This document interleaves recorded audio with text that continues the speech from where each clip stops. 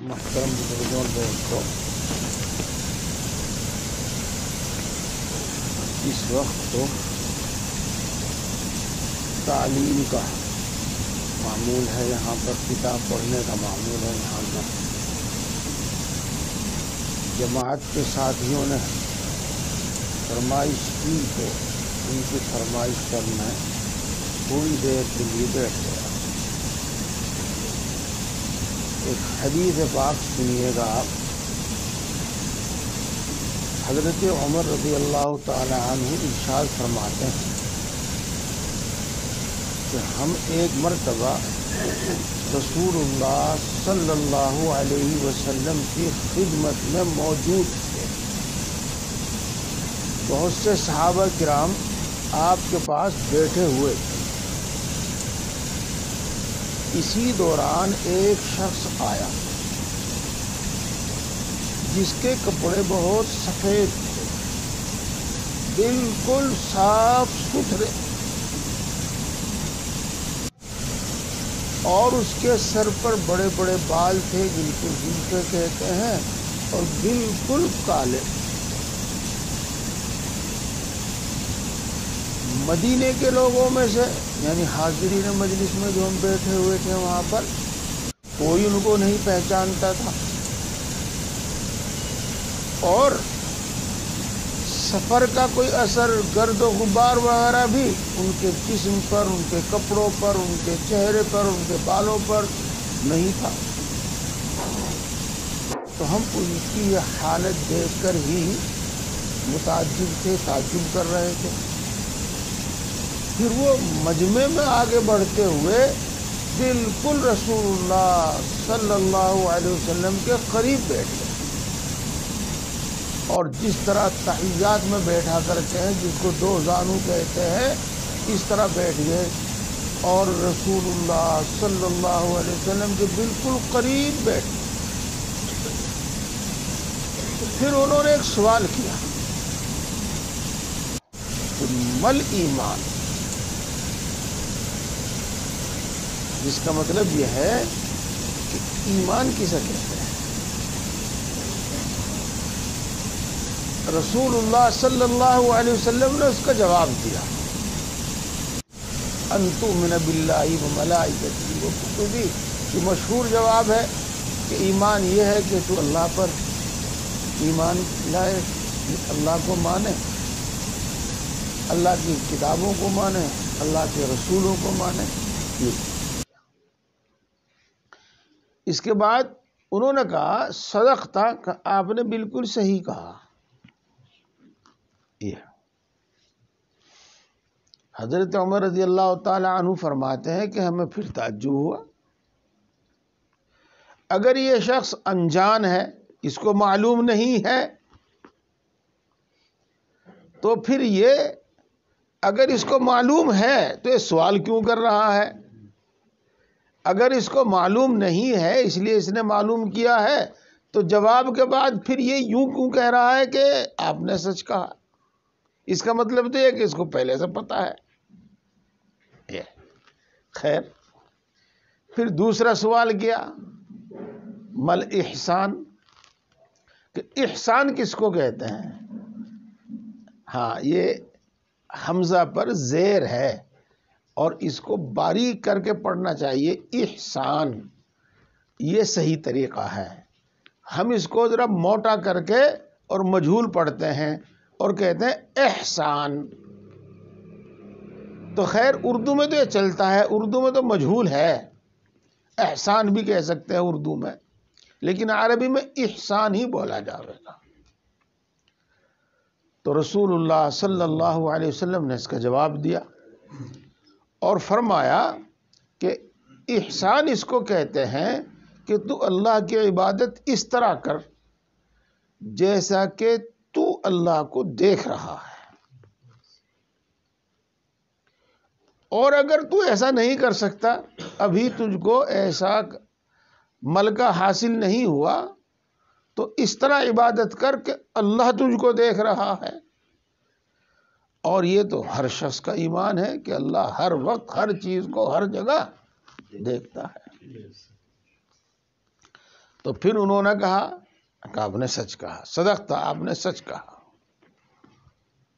اس کے بعد پھر انہوں نے ایک تیسرا سوال کیا، قیامت کب آئے گی؟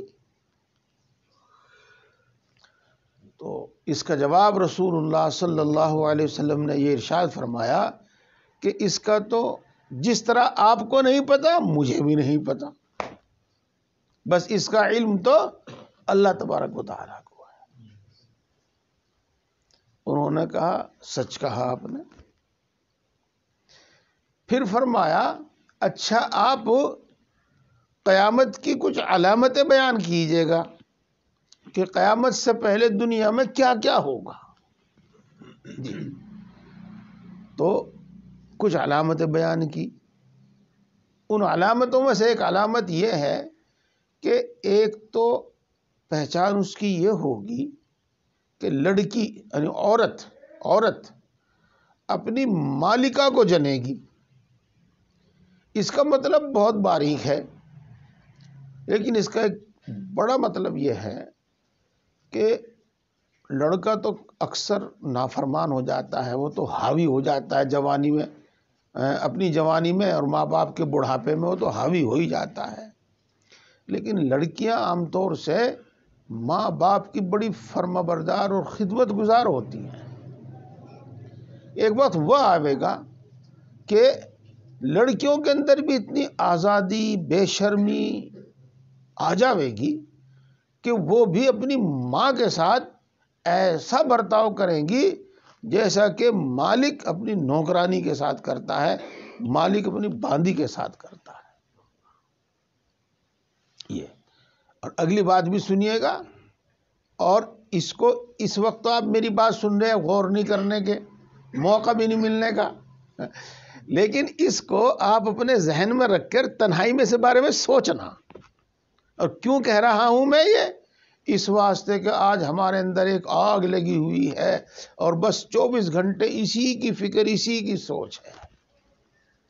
قیامت کی علامتوں میں سے ایک علامت یہ ہے کہ آپ بکریاں چرانے والوں کو اور ننگے پیر پھرنے والوں کو، ننگے پیر کون پھرے؟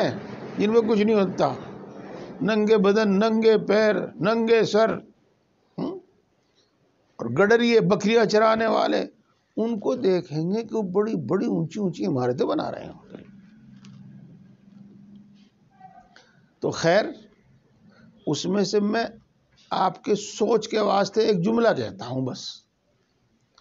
ہم تو اس کو بہت بڑی ترقی اور بہت بڑی چیز سمجھتے ہیں، حالانکہ اس حدیث پاک سے معلوم ہوتا ہے کہ قیامت کے قریب جب دنیا کے اندر سے اخلاق، علم، ایمان، اعمال کیا کیا اٹھ جاوے گا، برائی سے بھر جاوے گی، جب ایسا ہوگا تو یہ کوئی پسندیدہ چیز نہیں ہے۔ چلو خیر، یہ بات ہو گئی۔ اس کے بعد وہ شخص مجلس سے اٹھ کر چلے گئے۔ تو رسول اللہ صلی اللہ علیہ وسلم نے پوچھا کہ آپ جانتے ہیں یہ کون ہے؟ تو صحابہ نے اپنی عادت کے مطابق، چاہے ان کو معلوم بھی ہو، لیکن وہ یہ کہہ دیا کرتے تھے کہ اللہ اور اس کے رسول زیادہ جانتے ہیں۔ تو رسول اللہ صلی اللہ علیہ وسلم نے ارشاد فرمایا کہ یہ جبریل تھے، ایک انسان کی شکل میں آئے ہیں، اور اس لیے آئے ہیں تاکہ تم کو تمہارا دین سکھائیں، تمہیں دین سکھانے کے لیے آئے ہیں۔ تم کس طرح دین سیکھو گے؟ ہاں، اس حدیث پاک میں بات تو بہت ہے، اور ہمارے حضرت مولانا مسیح اللہ خان صاحب جلال آبادی نور اللہ مرقدہ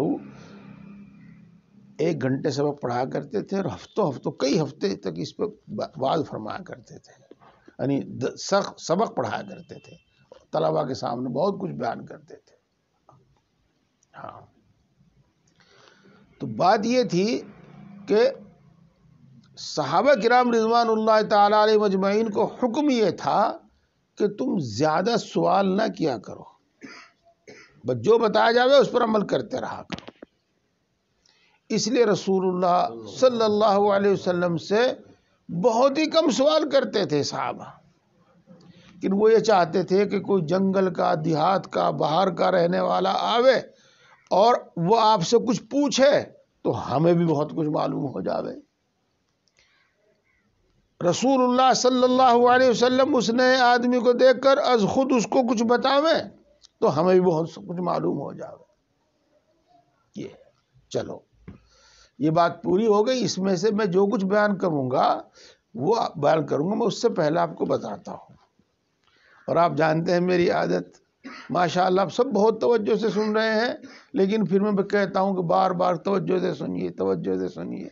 ہاں تو ایک خاص بات جب کہی جاتی ہے تب ایسا کہا جاتا ہے۔ دین آئے گا 3 چیزوں سے، اور ان 3 کے بغیر دین آئے گا نہیں، یہ یاد رکھنا آپ۔ اور یہ 3 آپ ان پر عمل کریں گے اپنے گھر میں رہ کر تو آئے گا، دکان بازار میں کریں گے تو آئے گا، جنگل میں کریں گے تو آئے گا، سب جگہ جہاں بھی کریں گے وہاں آئے گا، 3 چیزوں سے، اور ان کے بغیر آنے کا نہیں۔ نمبر 1 علم، نمبر 2 مجاہدہ، اور نمبر 3 ذکر۔ علم، ذکر اور مجاہدہ، ان 3 سے دین آئے گا۔ علم ذکر تو آپ سمجھ گئے، مجاہدہ علم حاصل کرنے سے پہلے، عمل سے پہلے، عمل کے نتیجے میں، عمل کے بعد جو کچھ مشقت آدمی کو ہو اسے برداشت کر لے، جو تکلیف، جو دشواری ہو اسے برداشت کر لے، انسان پر جو زور پڑے اسے برداشت کر لے، اس کو کہتے ہیں مجاہدہ۔ انصاف۔ چلو خیر، یہ بات بھی ہو گئی، بہت ساری باتیں آپ کو معلوم ہو رہی ہیں۔ اس وقت جو آپ کے سامنے میں ایک بات اور بتا دوں، دیکھو ہم یہ تو کہتے ہیں کہ بھائی نماز سیکھ لو، نماز سیکھ لو۔ دوستو جس طرح نماز سیکھی جاوے گی نا، اور ہم اور آپ جانتے ہیں کہ نماز سیکھے بغیر نماز نہیں پڑھی جا سکتی، تو یہی حال پورے دین کا ہے۔ دین سیکھے بغیر دین پر عمل نہیں ہو سکتا۔ اللہ کے رسول صلی اللہ علیہ وسلم نے، بلکہ یوں کہ حضرت جبریل علیہ السلام نے بنیادی طور پر 3 سوال کیے۔ پہلا سوال ایمان، ہم اس کو کہتے ہیں عقیدہ، عقیدے کا صحیح ہونا، عقیدے کا مضبوط ہونا۔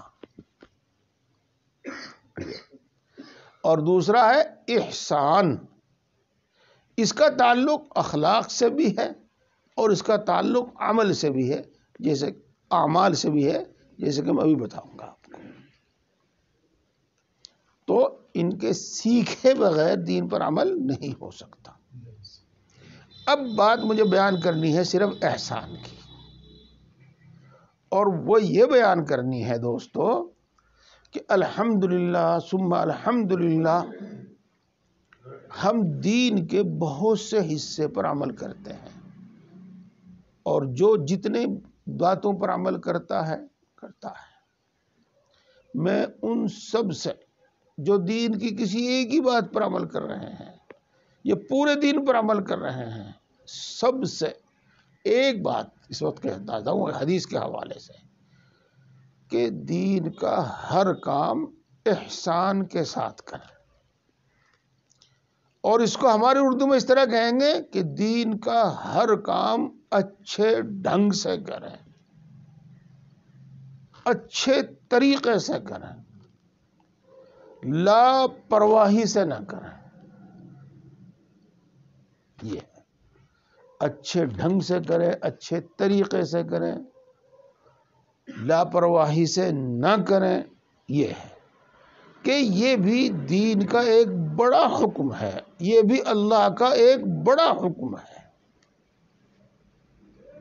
ایک بات۔ دوسری بات، دین کے جس کام کو ہم کریں اچھے ڈھنگ سے کریں، اس کو اپنے من مانے طریقے پر نہ کریں بلکہ سیکھ کر کریں۔ ہم اس کو 2 لفظوں میں کہتے ہیں کہ شریعت کے مطابق کریں اور سنت کے مطابق کریں، شریعت کے مطابق کریں اور سنت کے مطابق کریں۔ ہے تو شریعت و سنت دونوں ایک ہی، لیکن تھوڑا سا فرق کر دیا جاتا ہے ایک ہی۔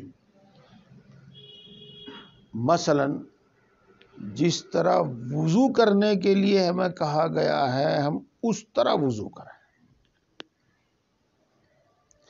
اس میں جو فرض ہیں وہ بھی بجا لائیں، وہ بھی پورے کریں، اس میں جو سنت ہیں وہ بھی بجا لائیں، وہ بھی پوری کریں، اس میں جو مستحب اور آداب ہیں حتی الامکان ان کو بھی ادا کریں۔ اب یہ چیز اپنے ظاہر میں حسین ہو گئی اور ہم نے اس کو اللہ کے حکم کے مطابق احسان کے ساتھ کیا، اچھے ڈھنگ سے کیا۔ اور اگر ہم ان کے آداب اور مستحبات کو بھی چھوڑ دیں تو ہم نے اس کے حسن میں کمی کر دی، اور اگر ہم اس کی سنتوں کو بھی چھوڑ دیں تو ہم نے اس کی صورت بگاڑ دی، اور اگر ہم اس کے فرضوں میں بھی کمی کر دیں تو پھر وہ ہوا ہی نہیں، پھر تو وہ عمل ہوا ہی نہیں۔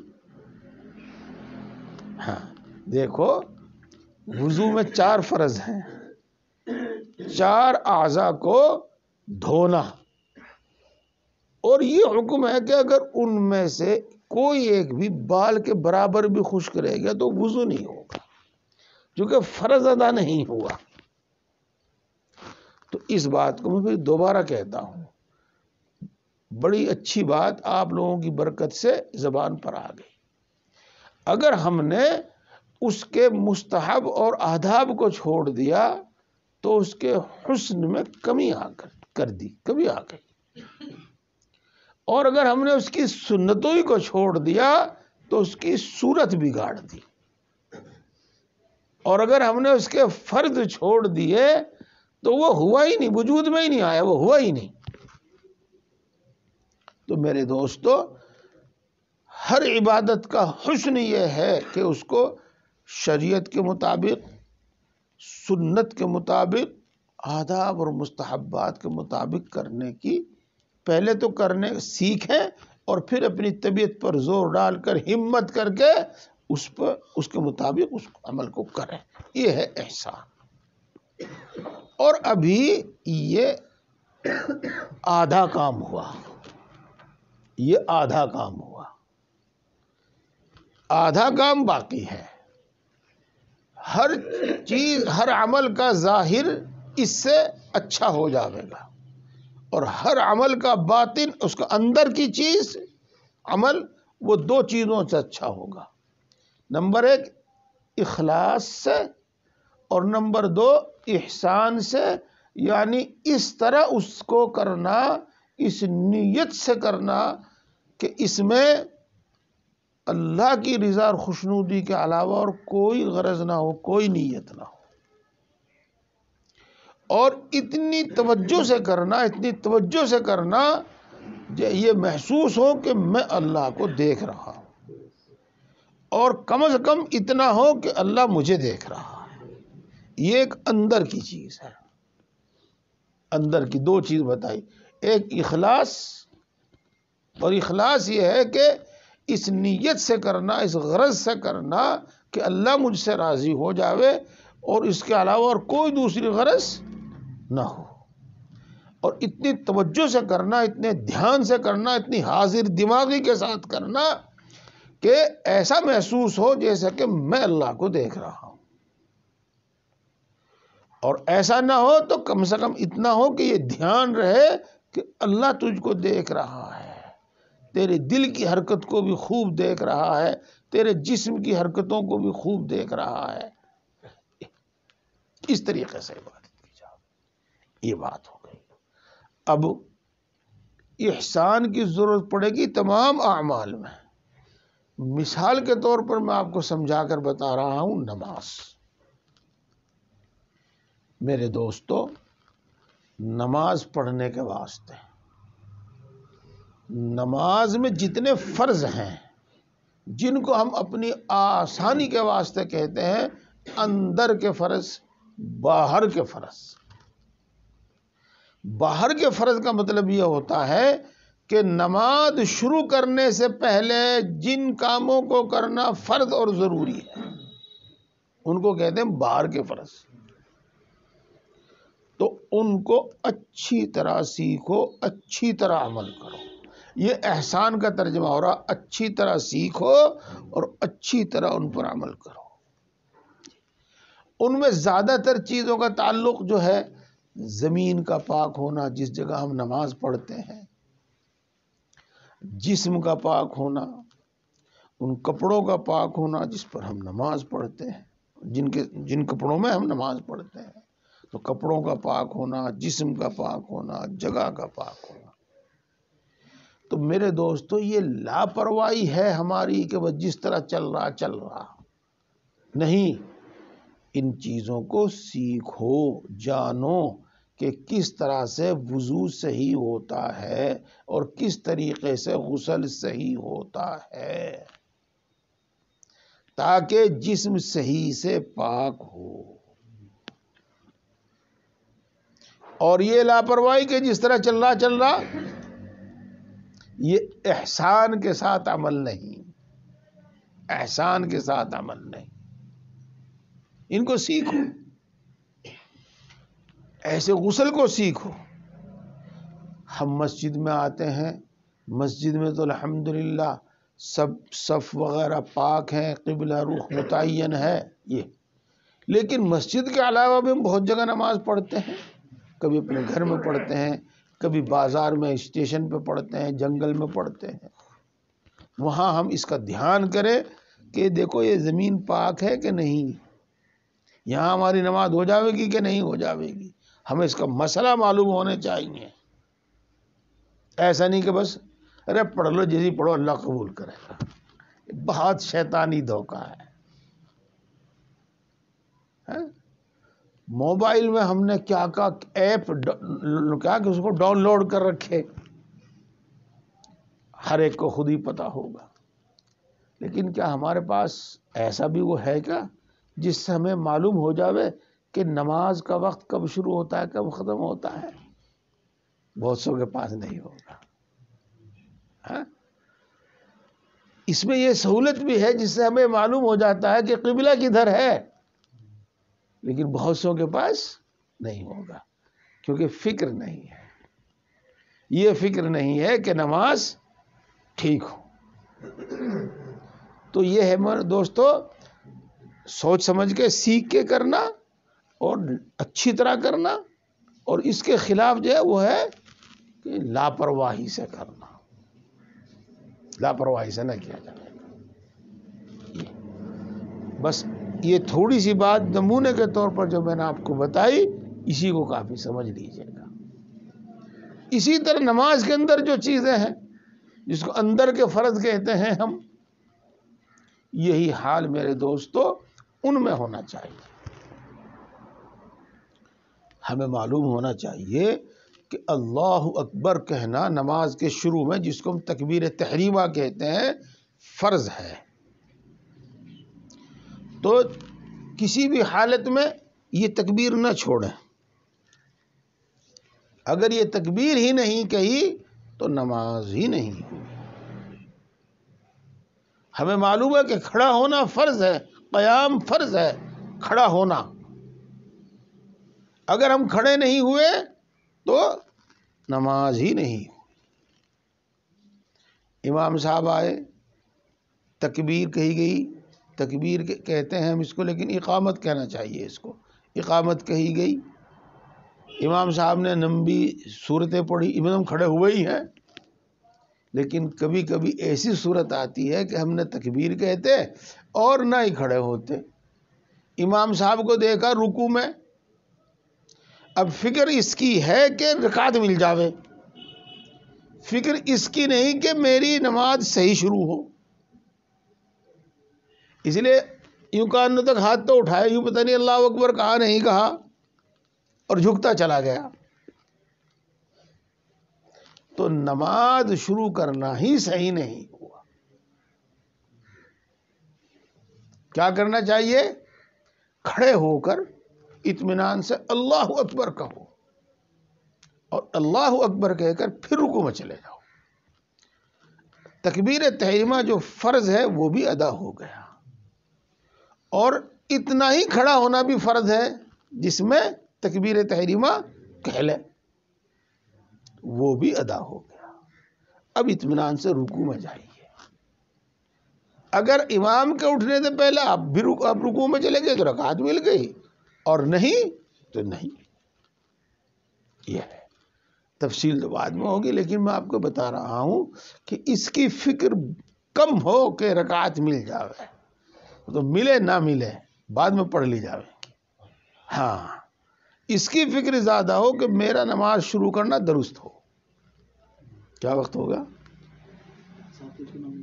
اچھا، ہاں بس اب میں ختم کر رہا ہوں، بات تھوڑی سی اور رہی۔ دیکھو، ایک مرتبہ رسول اللہ صلی اللہ علیہ وسلم نماز پڑھا رہے تھے، رکوع میں تھے، تو ایک صحابی دوڑ کر رکوع میں شریک ہو گئے۔ اس کے بعد نماز سے فارغ ہو کر رسول اللہ صلی اللہ علیہ وسلم نے پوچھا کہ کون شخص تھا یہ بھاگ دوڑ کر نماز میں شریک ہوا؟ بتا دیا فلاں شخص تھا۔ تو آپ نے فرمایا کہ صحیح سے چل کے آؤ، دوڑ کر نہ آؤ، اطمینان سے چل کر آؤ۔ اگر رکوع مل گئی تو رکعت مل گئی، اور رکوع نہیں ملا تو رکعت نہیں ملی۔ دیکھو یہاں بھی احسان، اچھے ڈھنگ سے آؤ، بھاگ دوڑ کر نہ آؤ، بھاگ دوڑ کر شریک نہ ہو۔ بہت ساری باتیں معلوم ہو رہی ہیں اس میں۔ اور میرے دوستو، یہ تو بس یہی بات ختم کر رہا ہوں، اور یوں کہہ کر کہ فرض ادا کرو، واجب ادا کرو، سنتیں ادا کرو، اور مستحبات آداب ادا کرو، اور اس طریقے سے نماز پڑھنے کی عادت ڈالو۔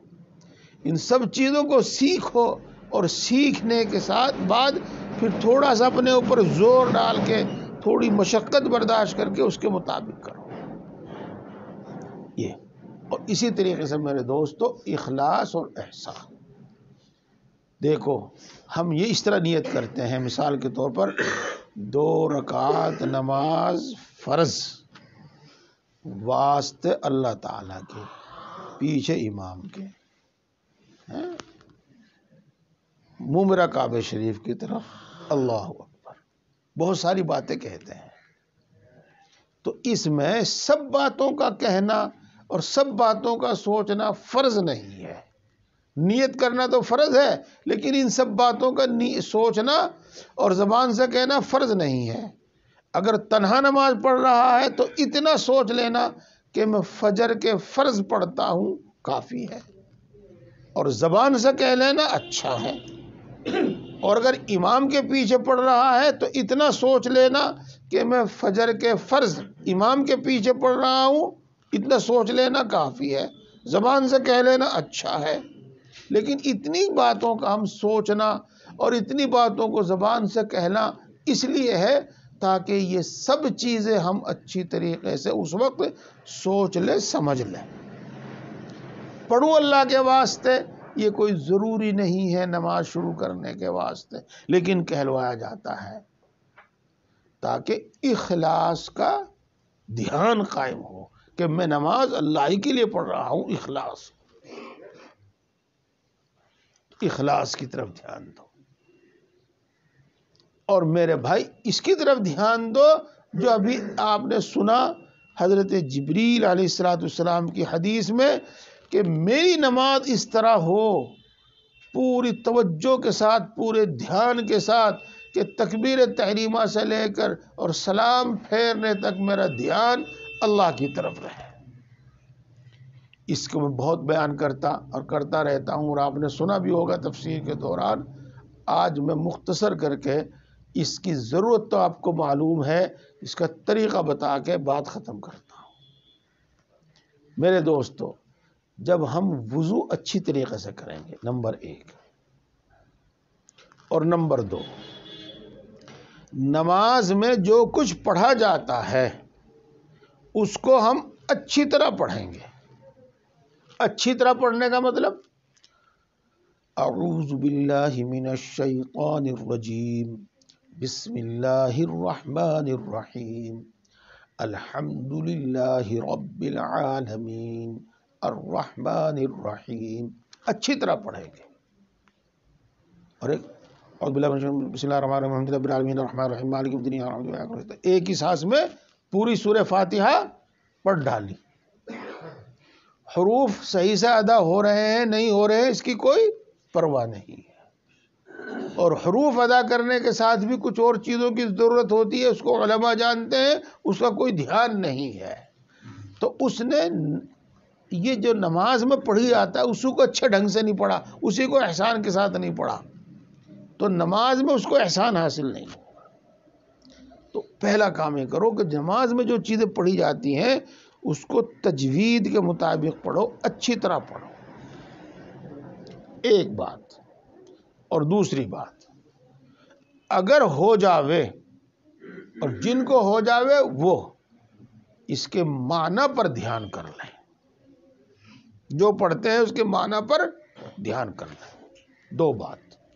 اور تیسری بات، نماز میں جان بوجھ کر کوئی دوسری بات نہ سوچے، ارادہ کر کے نماز میں جان بوجھ کر نماز میں کوئی دوسری بات نہ سوچیں.